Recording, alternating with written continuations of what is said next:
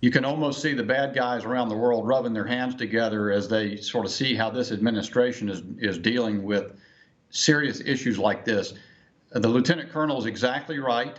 The critical race theory has its roots in Marxism, in neo-Marxism, and it is an outrage that he would be terminated for pointing out the danger of the military becoming politicized. That's what he's saying, not to be in favor of one political side or another, but to warn of this creeping influence within our military.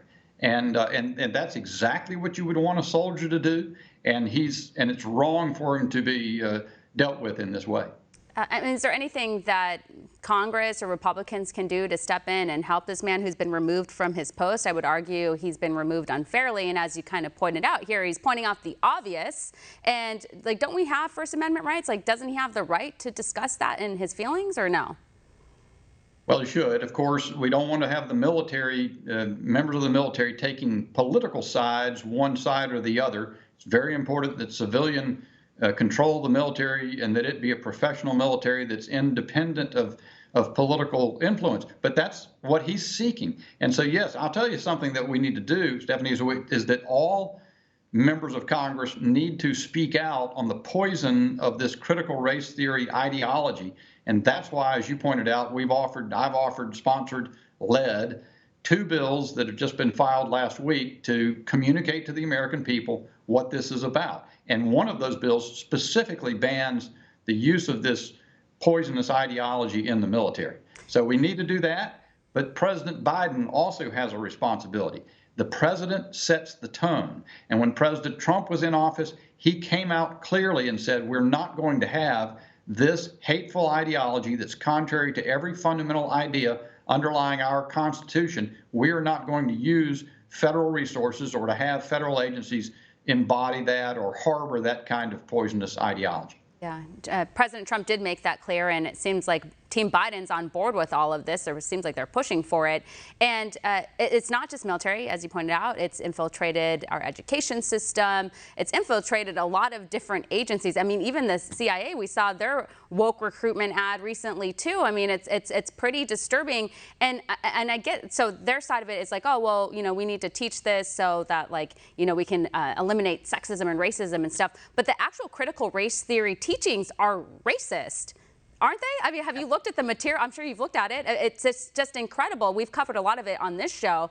But if that isn't racism, then I don't know what is, because then now we're judging people by their skin color. And some of these trainings at some of the schools are having teachers, even in California, admit that they're racist when they're actually not even racist. So it's like they have to accept their white guilt and this and that. Could you imagine being put up to that when you're just trying to make a living and do your job?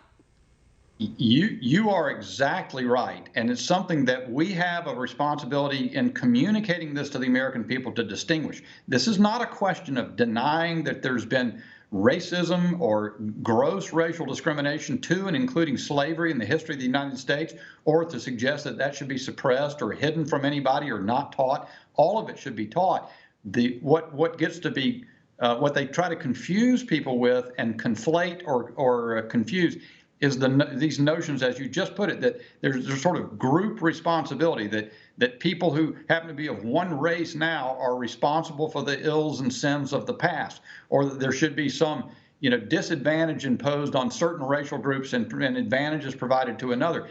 And you gave examples of it, that you should make school children feel guilty about who they are, about their immutable characteristics. That is what is grotesque and what we need to stand foursquare against. And what the Lieutenant Colonel Lohmeyer was saying is wrong and should have no place in the American military. The last of all, because it would be destructive of the military's ability to defend the nation. We need to have people who work closely together, not build resentments and group ideologies and separate people one from another in that group that has to stand for the protection of the country.